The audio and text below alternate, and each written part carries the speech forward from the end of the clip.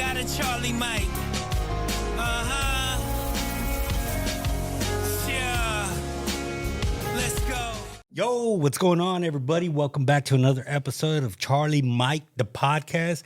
As always, I'm your host, Raul, and your co-host is William. Yo, what's going on, y'all? Welcome to the Pearland Podcast Studio located just south of Houston, Texas. It's so good to be here. Man, hey, it's been busy, hasn't it? It has been. Bro, since you started making the calendar and started lining people is that up. what it is? It's It's been me, amazing. huh? It's Yeah, been yeah, amazing. Hey, so whoever doesn't know, William does it all here. Yeah, okay. So if there's anything that looks amazing, it was done by William. And if it doesn't look good, it was done by Jelly. So She can't defend herself. yeah, that's why I said it. Yeah. Yeah. Man, so how's everything going, bro? Hey, man, life is good. I'm blessed, brother. It's good to be back here and getting on the roll again, you know, like I was telling our guest here. Just that's kind of what got us, it's what got us started. When we first got into the studio, it's exactly what we were doing, getting guests in, paying homage to them, and just bringing you all out there a good value. I think as we continue to grow the studio, it's not that we forgot. It's just we kind of put it on the back burner. Yeah, you worry about everybody else We first. were both exactly, and that's a it's a strength and a curse. Yeah, you Right? know, you always want to Yeah. over deliver for folks, and then, you know, we do. and you forget about yourself. Yeah, you're like, oh, dang it, man, we gotta make sure we do this. But that's that's our bread and butter. That's what we tell folks. You know, you come in and podcast with us because we podcast. Yeah. We podcast. We do this. You know, we want to help you do this. We want to help you grow. And if you're a vet out there and you're looking to start a podcast, man, there's a lot of great free resources out there. But hit us up. Let us know. You know, we're down to tell you everything that we've done wrong, but especially what we've done right. 100%. No, we What we do. we say it often. Yes, Yeah, sir. man. And we're not just smoking mirrors. Like, we've had folks call us and say, "Hey, what did I do?" Let me tell you. Yeah. Got the stories. So if you have any questions, reach out to me at william@charliemikeleadership.com and I'll answer everything you got. Oh, was that the wrong email? No, that was a good email. Cool. I'll get you to the right people. Man, let's go ahead and introduce our guest. Go ahead, brother. Okay, I'm gonna tell you what. Well, I think I'm ready. we don't just bring anyone on the show. We have to find you interesting, and that's one thing that we find in our guests coming up. I think we've tried to link a few times, and we've actually who linked us? The Houston Chamber, The Veterans Chamber of Commerce. Houston yes. Veteran Chamber of Commerce. That's right. And our guest today is Lou. Lou, what branch were you in? Marine Corps. Marine Corps. Oh man. Never mind. We're having That's how technical we're gonna start this party? difficulties. That's how we're going to start this? Okay. All right. Audio's out. No, Lou, and you first popped up on my radar too from the Veterans Chamber, and you weren't even in town at that time, right? I was from New Jersey, Yeah, where you know, in case you didn't pick up from the accent, where we drink water. you Water. know? Yeah, it's my daughter sitting over there. Right? So, but yeah, so when my wife and I knew that we were going to be moving over here, eventually, I came a year in advance.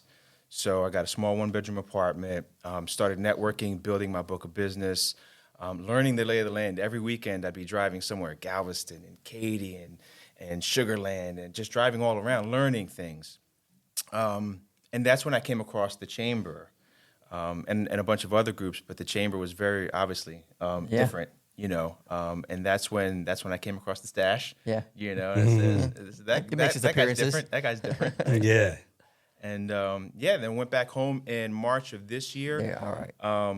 Got the house ready to sell, sold it, and in July, man, planted our flag here, permanent Houstonians, brother. That's what's Welcome, up, man. man. Yeah, Yeah, man. welcome. It's a big difference. What made you come out to Houston, man? The firm offered me an opportunity, so I'm not just an advisor for the firm. I'm also VP of Admin Affairs. We had decided years ago, God moved so many parts. I mean, this was not checkers. This was chess.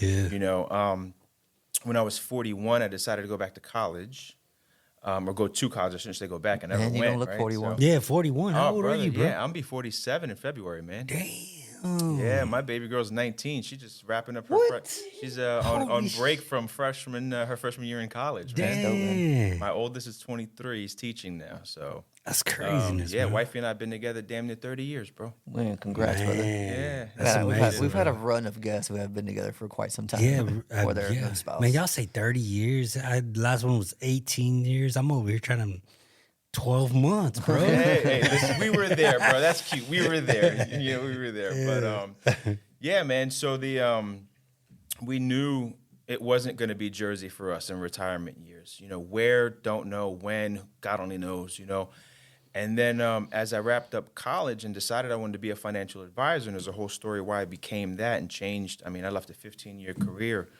for a Fortune 50 company to start over again, And then I got into a conversation with the owner of the firm, and he says, "Man, listen, you did everything that you did in a very short time span, and that everything is in just under 2 years, I got my associates in general studies, I got my bachelor's in business management, I got my life insurance licensing, and started the process to get my securities licensing to be an advisor." He said, "You did all that in 2 years, man. We could really use you here." And I'm like, "Well, what does that look like?" And that was the genesis of it all. I love questions. So yeah, That's man, a good question. Yeah, like what's that look like? In what capacity? Yeah, you know what I mean? That's a Will question all day, bro. Yeah, for sure. And we were wide open to it. I mean, we literally, we started looking at this window probably the better part of 3 years ago. We knew she was going to be 18, 19, her freshman year in college. My son would be done doing his thing. We don't need a 4-bedroom house with a big old backyard and a pool anymore. It's just us. Yeah. So to open up a map and say, where do we want to go? What do we want to do? That was it was fun. Yeah. It was really fun. We started young, so for 2 decades, man, every move we made was for and about them. Yeah. And for the first time, it's going to be like, well, what do we want to do? Where do we want to go? And just as we were asking these questions, this opportunity was presenting itself. So we started planning, bro, and 2.5 years later, here we are, man. Here we are. I'm on your podcast. So That's dope. Is that? Man, it is dope. That is dope. I know we so we skipped a little bit about your time in the Marine Corps, man. Tell us a little bit about that. What took you into the service? Why the Marines? Yeah. Why the Marines? Sorry, go ahead. There's a pattern. I see it. I see it, right? Yeah. No, man, I heard they eat crayons there, so I was game. Oh, man. No. So I'd taken the ASFAB in high school. I was in a co-op program, so I would work half the day and then get out, or in school half a day and then get out and go to work and get credits for working. And part of that program was taking the ASFAB. Took that, knocked it out, had no intentions on going to the military. I had a stepfather who I wasn't, we'll just say weren't simpatico, right? Yeah. And he was all about the Army, and I just wanted no parts of the military. So fast forward, I had a cousin, right? And he and I 4 days apart, like in birth. So like we grew up like twins. Damn. And he barely made it through high school, man. Like barely made it. But he made it, right? Yeah. And he calls me up one day. And he lived 2 blocks from me. He says, "Bro, come over." I said, "All right." So I walk over. I'm like, "What's going on?" He says, "I'm leaving next week." I'm like, "Where you going?" He said, "I'm going to Marines." I said, "No, seriously, man, where you going?" He's like, "I'm going to Marines." I was like, "You nuts? Like, have you ever seen Full Metal Jacket, bro? Like, what are you talking about?" Hey, man, what year is this? This was 90. I went in 97. Damn. I went in 97, man. So he says, "No, seriously, bro, I'm leaving next week." I said, "If you do this, I will go down and I'll watch you graduate." He was like, "All right." Sure as hell, he did it. And when I saw him, in no way did I recognize him. I mean, obviously, he'd shed a few pounds, stood up, straight up. Yeah. His belt was up, not around his butt. You know what I mean? Just I didn't recognize him in any way. And now I was a kid that had drive. Like I was self-motivated. I've always been self-motivated. What I lacked was direction. Mm-hmm. Like I didn't know where I was going to go, what I was going to do. I knew whatever it was, I was going to do the hell out of it, but I didn't know what it was. And I'm like, damn, if the Marine Corps can do that for him, where do I sign? First thing Monday morning, I'm knocking on the recruiter's office. He said, "How can I help you?" I said, "I want to be a Marine." He said, "All right, great. You're going to have to take a test, yada, yada, blah, blah." I said, "I think I took that." He said, you took the ASVAB? I said, yeah, I took that. He said, what'd you get? 80 something. He was like, you can do whatever you want to do. I was like, all right, cool. He said, what do you want to do? I said, I want to be a Marine. He was like, but you have to have a job. He said, I want to cook. Right? Yeah, and that's what I want to make sure, right? Yeah. And he takes me out to date it, right? He takes out this big-ass book, man, and he thumbs through. He says, I need CFR. I said, what's that? It's a crash fire rescue. Sounds fun. I'll do that. No clue No what clue. it was, bro. None. I am in week 9, week 10 in boot camp. I asked my senior drill instructor what it was. He said, when planes crash and everybody runs away, you run in. I'm going to be a firefighter? He said, you're going to be a firefighter. Okay. Right. Best thing ever. Yeah. But unfortunately, man, you know, and this is, it wasn't really until I came here that I often talk about the Marine Corps, because my stint was a cup of coffee long. I got a medical discharge. Oh, wow. You know, so I was only in for 2.5 years. Well, you say only in, bro. You know, that's a good amount of time. Yeah, you know, it was quiet when I was in. The first Gulf War was already over. Yeah. 9/11 hadn't happened yet. You know what I mean? So my unit was on standby during Kosovo. That was it.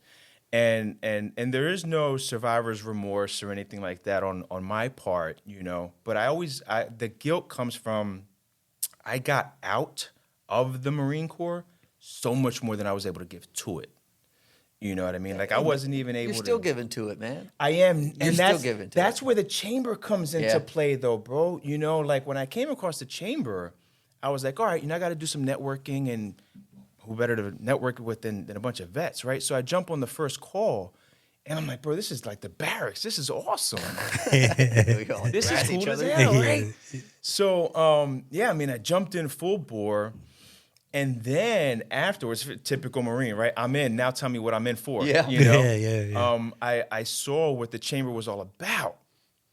And I'm like, all right, man, how can I help? And President says, well, what can you do? Point the high nail. I'll hammer the hell out of it. What do you need help with? And this is when we were gearing up. We were at the tail end of getting ready for the expo. Yeah. We probably were about 3 weeks away, maybe. And he said, we need somebody to run registration, right? So when people are coming in, they got to register and sign up. All right, cool. So what's going on with it? He was like, nothing. We need somebody to do it.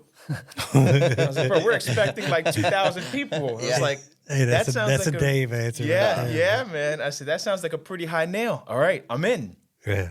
And they gave me a good crew, man. I gave them all the credit, lined them up. They hammered it. Everything was great. And then they approached me afterwards, said, listen, you know, you're super engaging with everybody, man. How would you like to be the director of membership? Sign me up. He was like, all right, well, let's talk about the job description. I'm like, you can talk about it on the way, man. But, you know, what's my first gig, you know?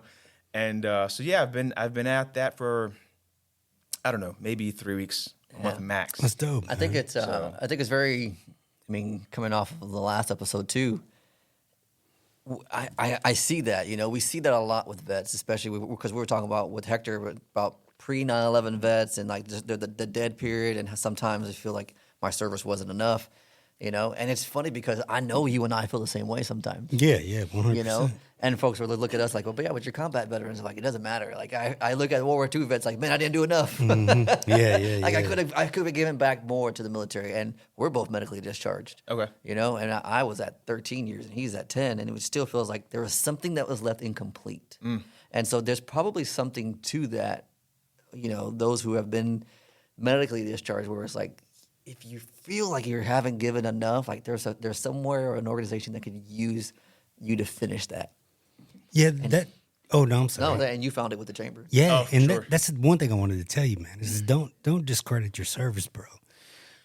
You did 2.5 years. That's a lot of time. There's people out there saying like, I would have, but I would have knocked him out.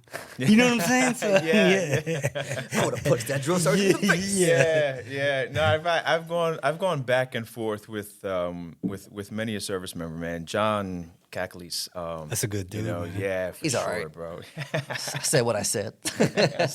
He's one of my favorites, man. Yeah, man. I mean, and he proved point after point, valid point. I'm like, yeah, you know, it's still 49% no, or 49% yes, and 51% no. And the 51% no is the fact that it's my feelings, man. You can't tell me my feelings are wrong. So I don't care how right you are, right? I'm 51%, and that conversation stems from, he's like, so, what's your percentage? I don't have one, don't want one, not getting one. He's like, why? You're entitled. I came out whole. My medical discharge had nothing to do with the Marine Corps. I have a hard time taking anything else from. And I understand it's not that I'm not taking from anyone else's plate if I claim my bennies. I get it. I just don't, I don't feel in my heart like I justified rating it, That's interesting, man. And I think that is exactly why we have these conversations, because someone out there feels exactly the way you do. We know, we know that more than likely there's a vet. When we've talked to them, there's a few vets out there that feel the same way. If I had if anything would have happened in the Corps if my issues were related to the Marine Corps in any capacity, okay, that's a different conversation. I've a lot of my brothers have. We all know, some of the baggage. My brother-in-law did 3 tours in the sand. Took him a few years to get back to his normal. Up here, still physically has issues, right? I'm in every capacity, physically, mentally, spiritually, emotionally. I'm whole. I just don't feel the need. Interesting. It's one thing I noticed about you, even in your bio, you didn't mention anything about the Marine Corps. Yeah. I know. I was looking it over. Yeah. So that's different. Most Marines you meet, that's the first thing they say before they say their name. Yeah. You know what I mean? I'm a Marine. Oh, by the name, my name is Jeff. Yeah. It's just, It's almost like it matters more. Yeah. Right? Yeah. It is. Yeah. It does. Right? It Because does. it's what I am, right? Yeah. So yeah. Anything more than 10% discount at Lowe's, man. It's like I just got a hard time taking. All right, I'll take your cool parking spot. Appreciate you. I'm good with that. But the chamber, man, the chamber is my way of putting my thumb on the scale and balancing that out now. Helping veteran-owned businesses get that spotlight on them. Now I'm helping you succeed, making your bread and butter, feeding your family, growing your business by way of the military. Because I served a little, I'm in. Now that makes me kind of feel more complete. Let's put a little pin in that, because I love talking about the chamber, and we both do. I'm curious, how was that transition out? Because you did say you got out, you had a medical discharge. Yes. So how does that transition out, especially at that time frame? And what have you found has helped you? We always say that we haven't fully transitioned yet. We're continuing. Like it's a process even now. So how did that go for you? Yeah, I didn't have a plan B. Right. So fortunately for me, I lived in South Jersey. So I was half an hour away from the casino. So finding work was easy for me. I get a job the next day in the casinos. And I did. Casino hopped, paying the bills. My son was just born. You know what I mean? Just recently married. I needed a paycheck. Right. So the grind was there. I got stuck in that, though. Right. I just got stuck in the gotta make it. Okay, cool. Made it to this week. Okay, gotta make it this week. And I was stuck in that mindset, man, to just grind.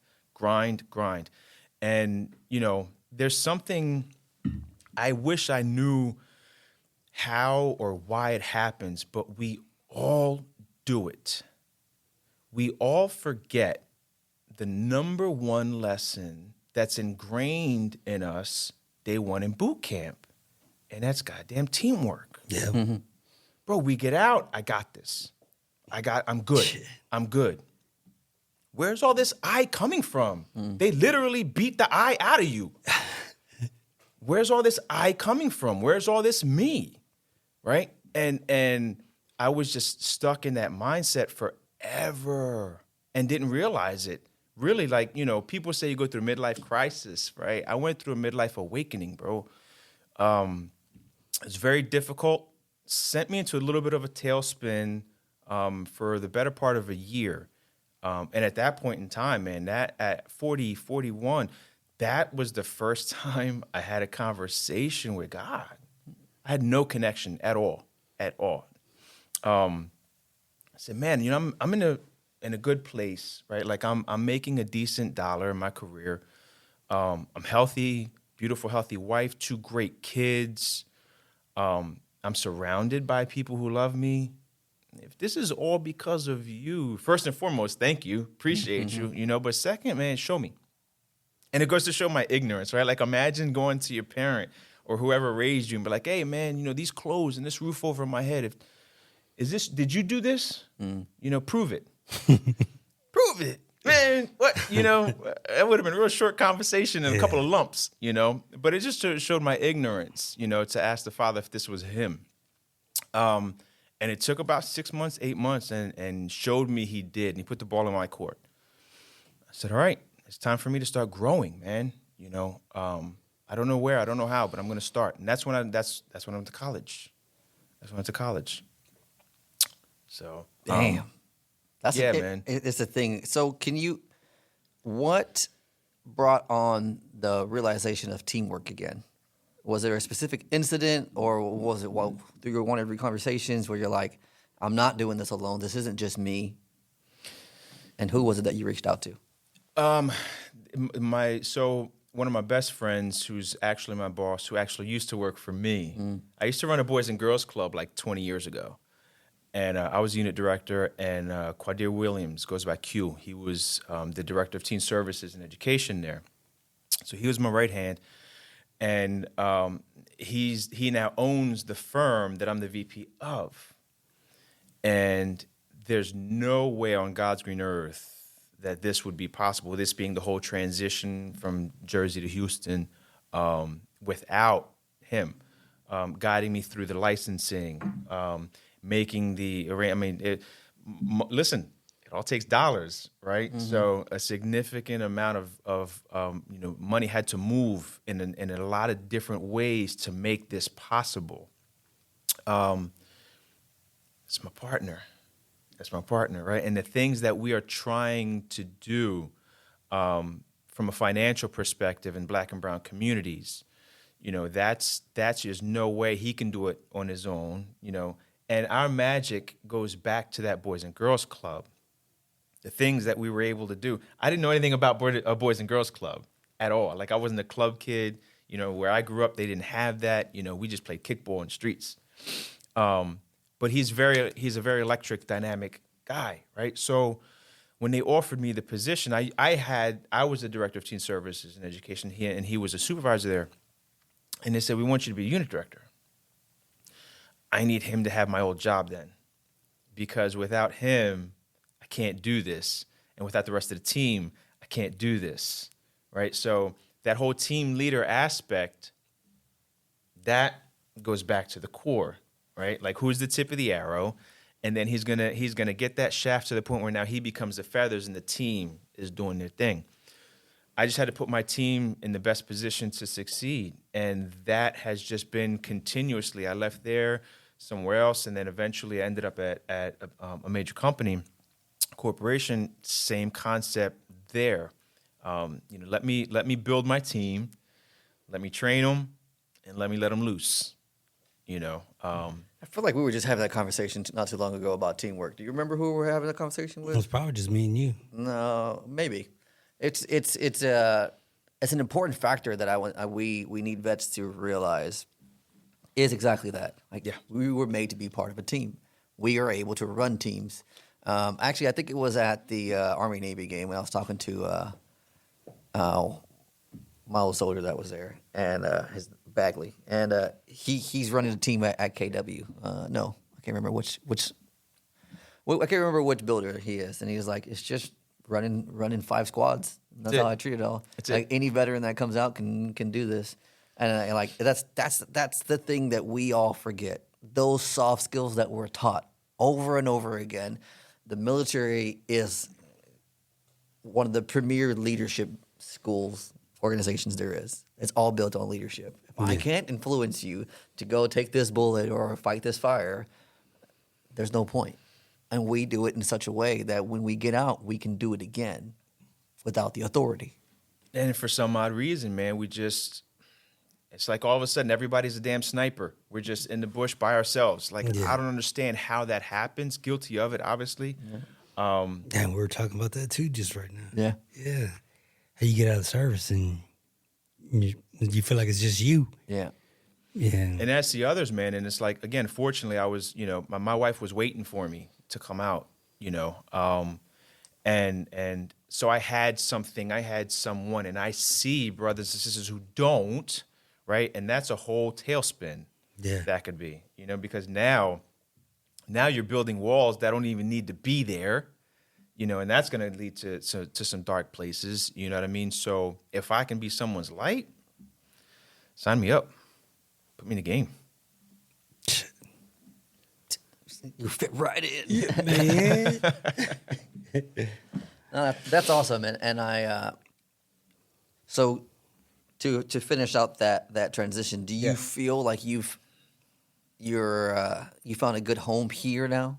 Like your transition never stops, right? So, do you feel like your transition out, all the times you move, have really made you have this transition successful to Houston? Yeah, I've learned that when I'm going through a hard time, it's either preparation for a storm that's coming, or a test, right? To prove that what I've gone through, I'm up for this now.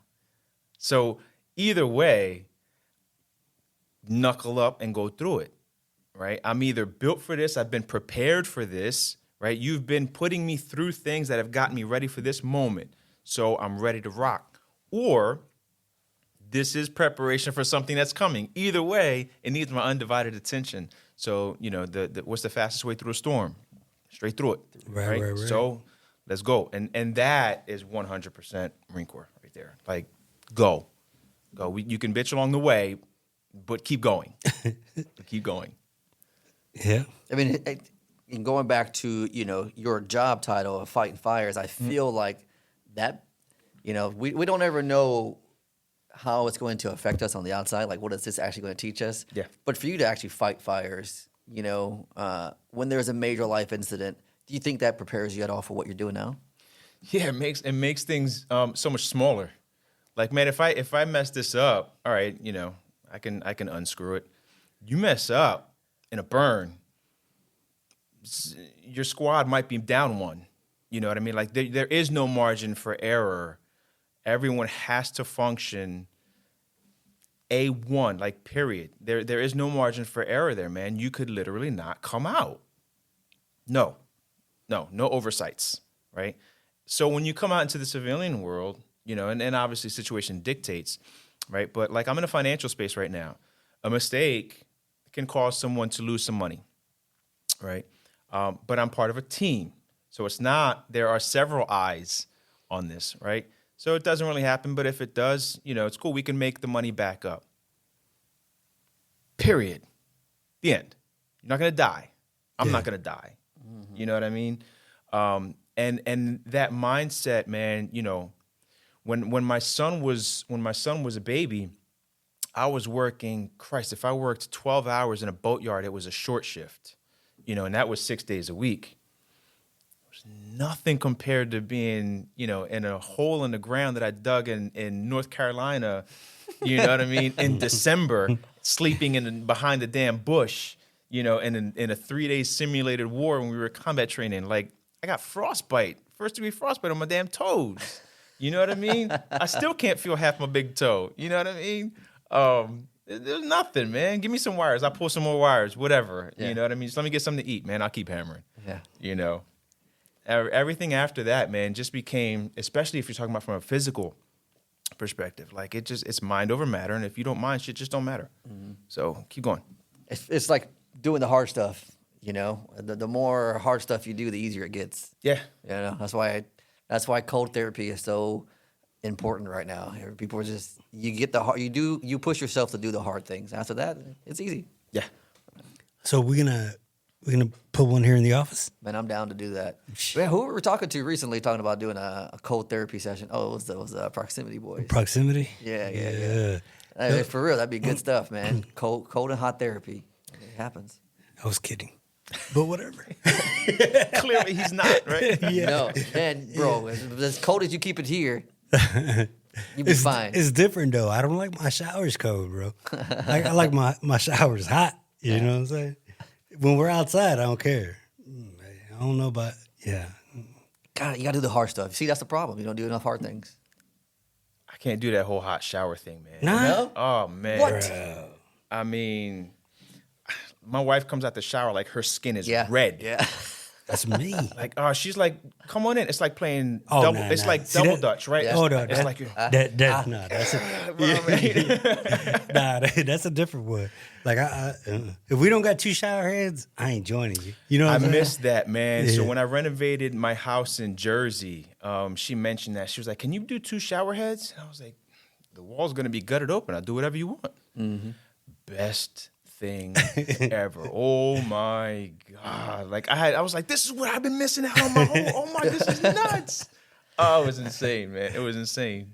I'll never take another shower again. New goal unlocked. I gotta get that double shower Two head shower now. head. Game Yeah. changer. Yeah, Let me it tell definitely you. is, bro. Game changer. Yep. For sure. I'm rethinking my whole Yeah, man. Hey, did you get that wink? Yeah. Yeah, this town's been great to me, man. I mean, Where about you staying at? I'm up in Spring. Oh shit. Yeah, bit of a hike to come here, man. Yeah, man. We appreciate you coming. As down, do man. I, bro. When I got that message, I was like, yes, I made it to the big time. Man, Yeah, I tell good, you, man. People that we have on the show, like I said, man, we got to have some kind of interest in you, and me and William talked about you a couple of times offline. I was like, man, who the fuck is this guy? That's exactly right. You're like, yeah. I don't know, man. But Hey, he's in the I chamber. thought we were older than you, so it was like, who the fuck is this kid, bro? Oh, you know what man. I'm saying? That's funny, man. Yeah. That's funny, man. Yeah, nah, I was I've been outside, man. The whole first year that I was here, man, I was just north of I-10, I was there from Katy to Galveston, bro, and as far north as Conroe. Did you learn it? Yeah, a lot of it. Bro, A lot of it. I'm born A lot here. of it. I still use GPS to go to the other side Oh, of town. I will forever use GPS. I mean, just for traffic purposes, right? Like it'd be a whole red line, and then it'd find a shorter route and some roads I never heard of through some neighborhood, tossing and turning left and right. All right, cool. Save 10 minutes, man, because that's traffic is a monster. I still GPS from here to the VA. Yeah. I know where it's at. I just do it. I know I'm gonna get what is it? Express lane. Express lane. Yeah, it's That just Holcomb one exit. shot all the way, bro. Yeah, man. Yeah. But I wouldn't. I stay in this city, man. I stay in Pearland. Yeah. Only time I actually leave to the Houston area would be for a restaurant or two, or a sporting event. Gotcha. Other than I don't even go see my family, man. Y'all want to see me? Come to You know where I'm Pearland. at. You know where I'm at. Come You know to where I'm Pearland. at. I like it down here, man. It's nice down here. Yeah. It's cool. Yeah, no, my office is in Sawyer Heights, so Okay. I go there maybe once a week, twice max. Yeah. The beauty of what I do, I can work remotely, so I'm home a lot. That's what's up, man. So tell me, what brought you into the financial industry? Yeah. You mentioned it a little bit. So when my son was getting ready for college, and at that time I hadn't even gone to college myself. So as far as I was concerned, like I'm doing this dad thing, right? Like my son's about to go to a major university right now.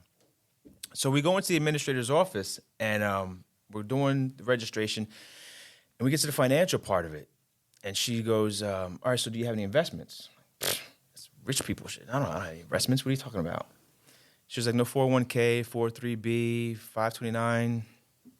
Like, listen, I don't know what these numbers I would have said, I'm from the South. What's right? up? Yeah. I have no idea what you're talking about. She's from Jersey, bro. Yeah, oh, my bad. South Jersey. Yeah. You know what I mean? Yeah, we do this. Yeah. So I don't have any of that stuff. No. I don't even $529. She was like, no, 529 is a college fund. I was like, college fund. It's up there with a trust fund. It's rich people stuff. No.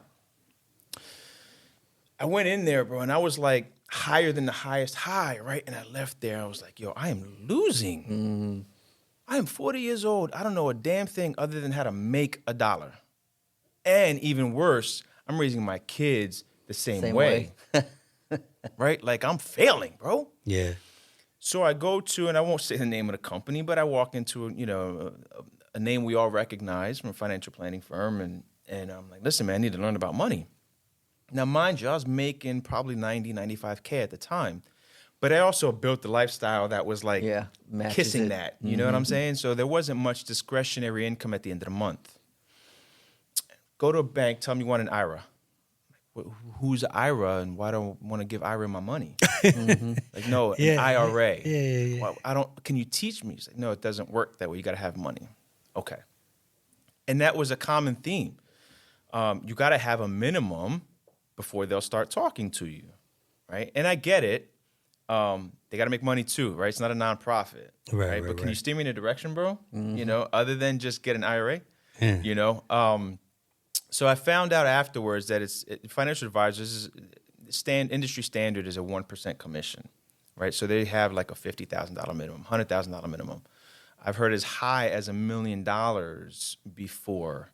The smallest I've heard of is 10 grand. Never found one, but that's the smallest. And you have to have that either in cash or manageable assets, a 401k that you're rolling over, something for them to work with. So nobody would work with me. This is the same point in time where I'm like going through this. I haven't fulfilled what I'm supposed to be what I'm supposed to be doing, kind of a thing. And long story short, man, it was my spirit just screaming out, like, go, like, stop holding yourself back. Coincidentally, Q says, because I had troubled childhood, like we lived in an abandoned house for a couple of years, it was pretty rough. You ever think about going to a therapist? I'm like, what for? And he was like, just to go. And I was like, bro, I'm fine. Like, all of my daddy issues, like, I'm cool. Me and my father, we're like this now. We fixed everything. I was 21 when we fixed it. All the negative things that have happened to me growing up, I poured all that into the kids at the Boys and Girls Club. Like, I was happy, And he says, and I still want to punch him in the face for this, but he says, don't you work out? I said, yeah, man, I do my little treadmill action, my little light weights, whatever. He was like, why? What's wrong with you? I said, nothing. I just want to stay. Son of a bitch. I see what you did. Yeah. All right, I'll find one. Touche. Yeah. Took me about 6 months, man, and I found a therapist, and man, she unlocked some shit in me. Long story short, everything that I'd gone through led me to living a super conservative, zero risk life. Yeah. Right? Like, we're cool. Everything is great. Don't move.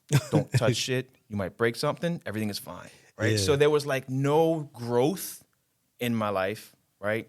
Again, happy with the kids and the wife. And I mean, shit, how many people want to be married for 20 years, right? And have stable, come home to stability every day. Like, people die for that. And I understood that and I appreciated that. And I was content with that. Like, that's it. I've peaked. I'm 40. I made it, because I broke every cycle that I'd been raised with. You know what I mean? And when she said that, it's like, you're holding yourself back. And I'm like, that's what's screaming in me. I have all this untapped potential. What can I do? Let me ramp this college thing up. They told my academic advisor said the average duration to get the associate's degree in the program that I was in was 2.5 years. I said, all right, I'm going to do it in 2. I did it in 10.5 months. Bachelor's degree, she says, averages about 3 years. I did that in 10 months. Shit. So, and I've since then, really, for the past few years, it's really strange, but I'm not operating on goals, which is so counterproductive of it's against everything I do as a financial advisor, right? But context is everything, man. So I'm trying to find what my limits are, because I've been setting goals my whole life and hitting them. It's telling me I'm setting goals that are too damn low. Right? Yeah. Like, I'm not the shit, bro. Like, I'm not that great, right? To where it's like everything I do. No, like, my goals are just too low. So what am I capable of? How far can I go? How many people can I impact? How many souls can I shine some light on? Once I kind of get a vibe of where I'm at, I'm like, all right, to the 10th power, that's going to be my goal now. That's going to be my stretch goal, right? We'll put an exponent on that. But right now, I use the analogy, man. I do a lot of public speaking, and I use the analogy of you can get into a car on an open track, right? And you can say, all right, I want to do 200 miles an hour in this thing, right? That's what Indy cars can do. That's what I want to do. I want to see how fast it can go, period. That's my goal. I want to redline this thing. How fast can it go? Then my limit, that whatever's past that, that's going to be my goal. So right now, I'm just kind of digging to see how far I can go. Shit. Calm down, Moana. Jeez. Yeah, dang. You gotta have kids that know that reference. Sorry, Raul. I have kids, but Well, I you gotta don't have know young that. kids. Yeah. How far will I go? Oh, is that? Anyways, Yeah. calm down. Whatever. No, man, I think that's amazing because we've said that before on the show. Like this is just the beginning, right? And then this is for and I love this because one of the things that we're so passionate about is like, man, veterans come in all shapes and sizes and ages, and we're always transitioning and trying to get better. And you help depict that for us because everybody gets a taste of Raul and I all the time. But to see someone from the outside, pre 9/11, coming from the north side of town, the north side of the states, picking up and moving and changing and saying like, it was 41 when I went to go see a therapist, and I didn't start going to college until I was in my 40s. Like, and to see where you've come and go now, like that's the example that we want to share. This is the kind of exposure we try to get everyone else to see. Like, man, vets comes in all shapes and sizes, and your potential is not even unlocked yet. No matter where you're at, even for yourself, like I can see you and like, man, you're not even unlocked yet. And you've only been here 6 months. Like, imagine what you'll be in the next 6 months. Exactly what you're saying. Like, you're gonna hit that red line, and then you're gonna be like, you know what, that red line ain't even my red line. Like, that's only first gear. That was red line for third gear. Yeah, exactly, exactly. Like, it's time to shift again and figure out where we're going next. That's dope, man. It feels good. Yeah, I mean, I got asked so networking virtually. Met someone who runs a nonprofit in Atlanta. We sparked a conversation. He asked me to come on his podcast, went on there, talked about finances. But from a different perspective, like nobody wants to sit there. I shouldn't say nobody, but I'm not even the type to want to sit there and just listen to investment talk. Yeah. Like, how does it impact your life, bro? You know what I mean? Like, I tell people I don't care about how much money you make. I care about what you want to do with the money that you do make. That's what matters to me, right? So we got to talking about a lot of things, and he was like, man, would you like to be on my board? I'm like, well, what does that look like? Yeah. He's like, well, when it comes to making big decisions for the nonprofit, you have a vote, you have a say.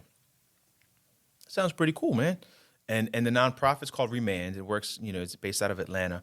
And it's about helping Black men break cycles, right? And apply that accordingly. It doesn't matter where you are in life. Like, you can be a successful CEO and still have some stigmas and some things to break, right? Or you could be young and up and coming. You can be right now. We're looking into helping men transition from the prison system.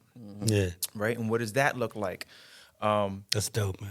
That's so I commendable. do. We're doing. Thank you, brother. So I do work with there. I do a lot of work up in the Cleveland prison with the prison entrepreneurship program. These are guys that I made a mistake when I was 28. My daughter, my wife was on bed rest with my daughter, and had my first brush with the law. Did a lot of dumb shit growing up, like we all did, but never had the right to remain silent. Bro, looking at the definition over here. Hey, man. So that was my first brush, man. And a detective said, "Listen to me, man. If you listen to me and you do what I tell you, you'll be just fine." And young and stupid, I ain't no snitch, bro. And it's like, no, it's not that. I just need you to own it. And I lost that. Like somewhere in my life, like I lost the sense of owning everything that I do. What I did. Right? Mine. Yeah, like I did it. And I'm like, that's all I got to do? And he was like, yeah. I was like, I remember how to do that. I can do that. And I did. fast forward now, and I'm looking at these guys, and I'm working with these guys in the prison system. They didn't have that. Nobody was there to say, bro, stop, do what I tell you to do, and you'll be okay, right? So they landed where they are. They are what they are. They're owning what they've done, but now what? Now what, right? So if that's where I can touch their souls, that's where I'll be. So I do a lot of work in that space, in the prison system.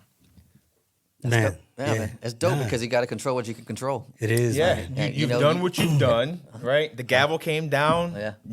And here you are. So, and I mean, we think about it all the time too, where it's like, don't judge us by what we did, just remember what I'm trying to do. Yeah, look at where I'm trying to go. Like, I got it, I messed up. Yeah, that phrase, now what? That question is so simple, right? Now what?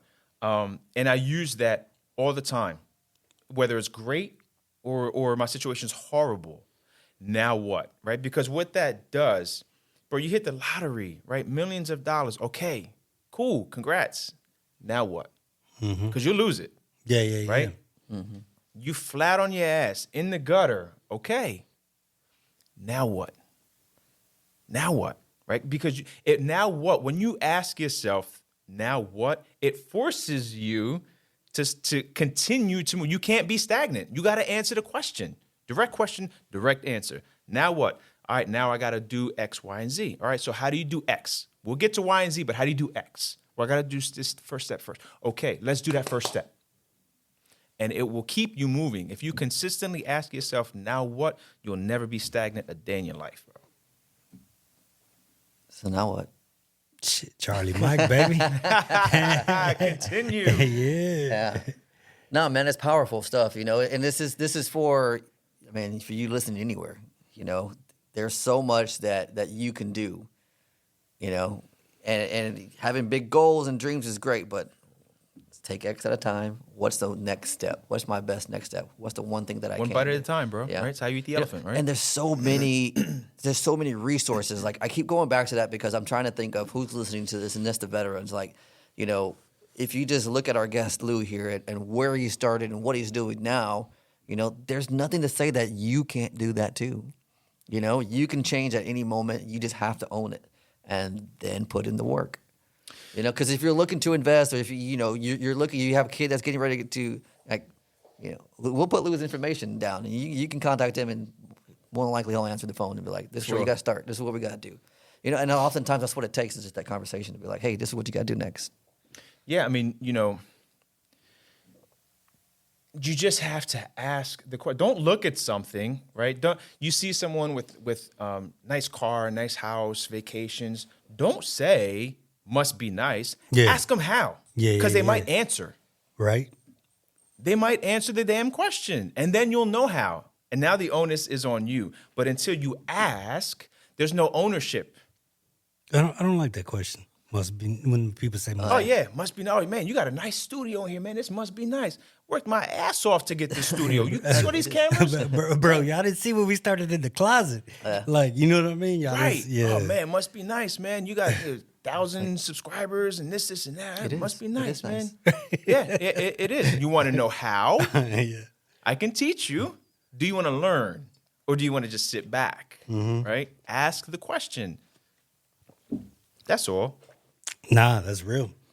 Man, I want to tell you, man, like the fact that you said, you work with the prisons and things like that, it speaks a lot about you as a person, because I think we've all, I've struggled with addiction, and I'm on a board for addiction recovery now. Amen. You know what I mean? So it's it's something I truly believe. It's not, people judge you a lot of times on your mistakes. Yeah.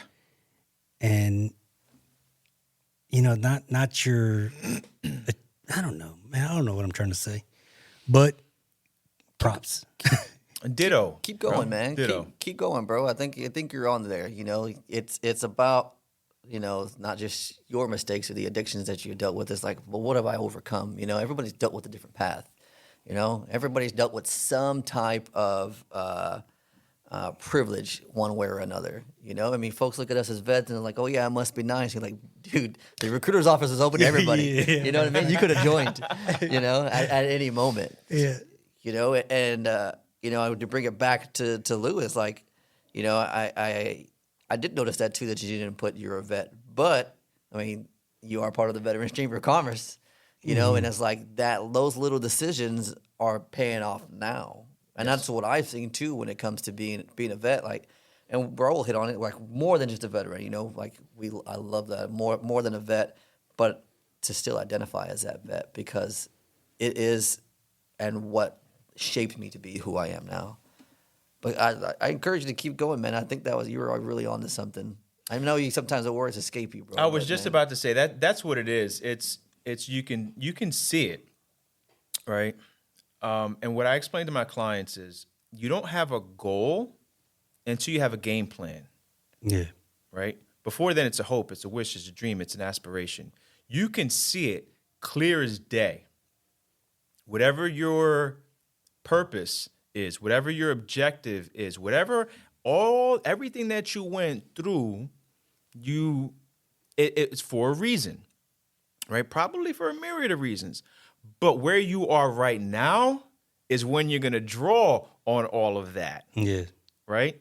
You just got to visualize that path, bro. And a path is made up of what? Objectives, right? There's more than one rung on the ladder. No roofer jumps from the ground to the roof, right? Just got to see those rungs and get to that final objective. And then once you get there, you're going to say, oh, damn, this is a 2-story house. All right, now what? Right?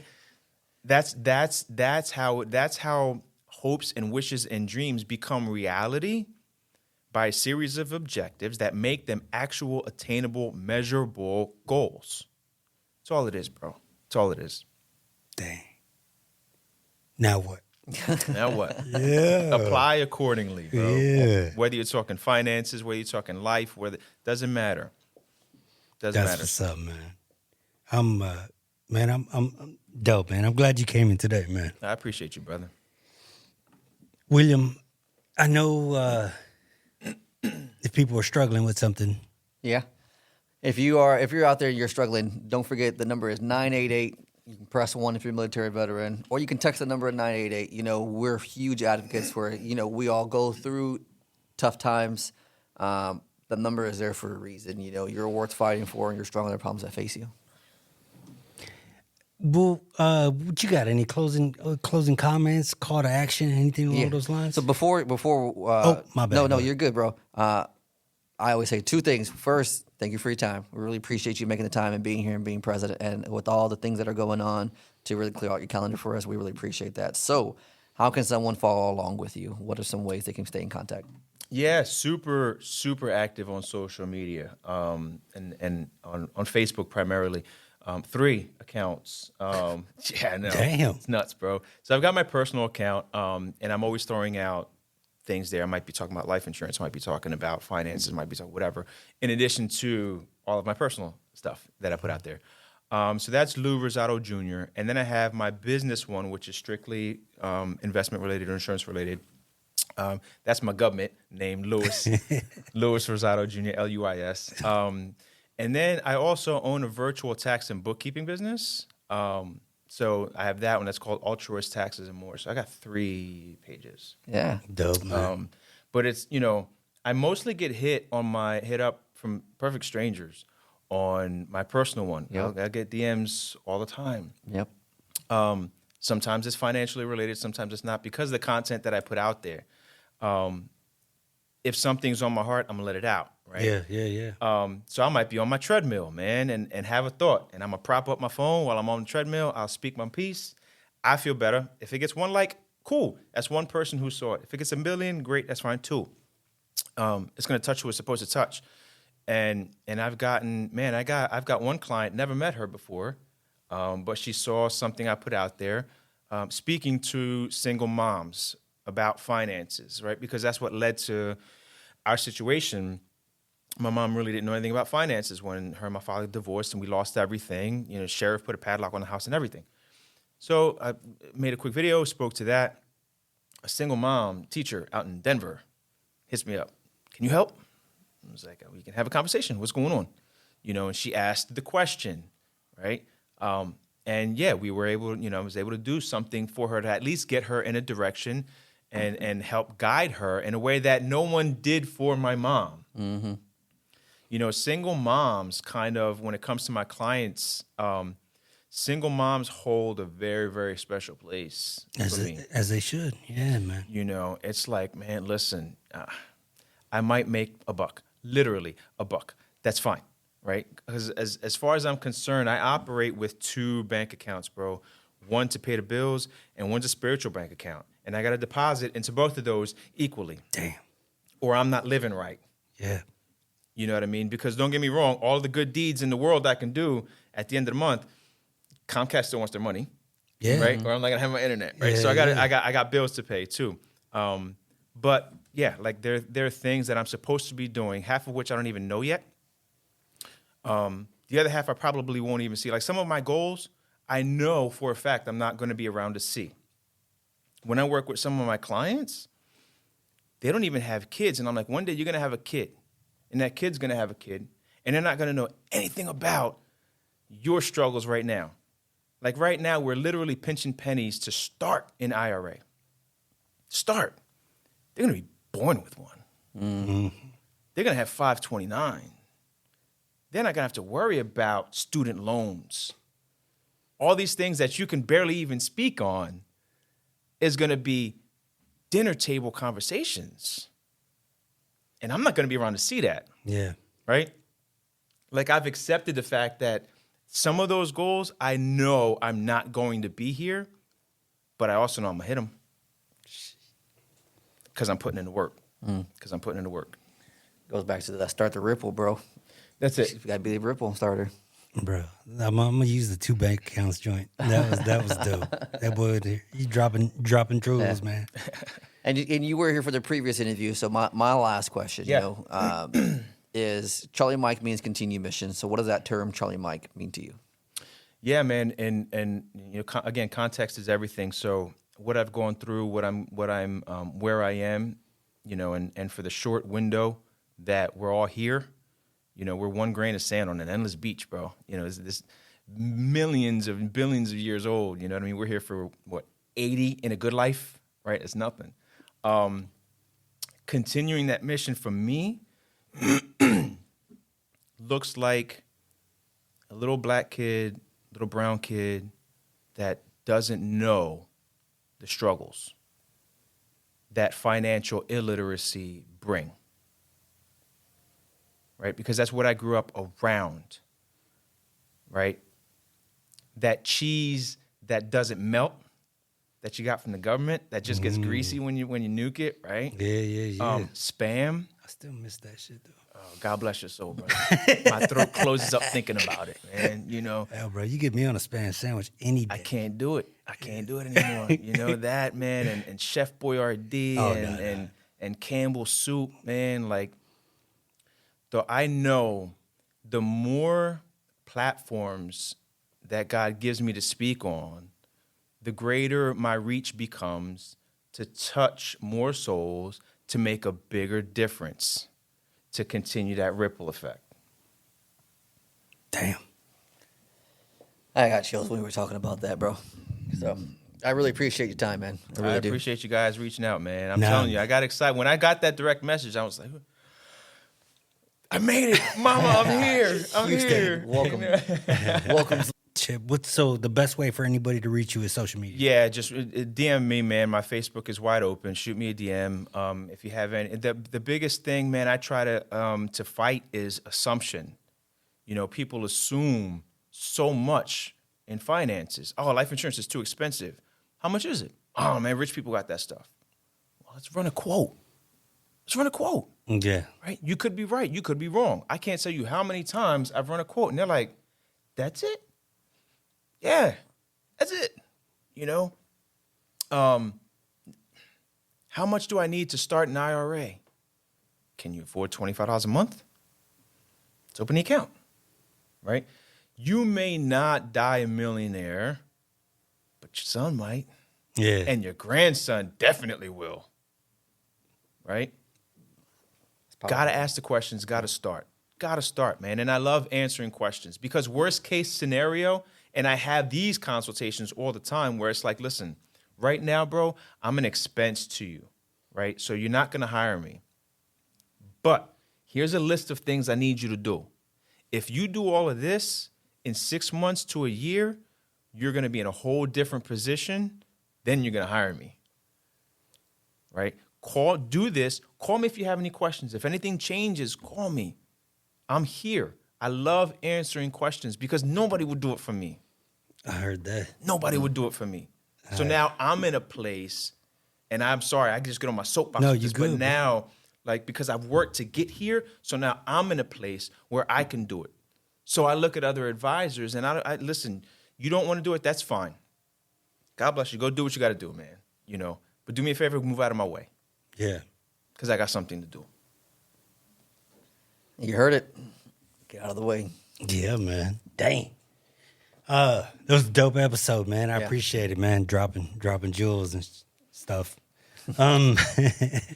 Hey. Old habits, brother. Yeah, I know. As always, man, if you haven't checked out my man William on all his social media platforms, be sure to do that. That's TikTok, IG, Facebook, Instagram, at Mustache Wisdom. I think he's got a feed finder too. But as always, we appreciate it. And be sure to check out Charlie Mike Military Apparel because that's what makes this possible. As always, thank you. And Charlie Mike.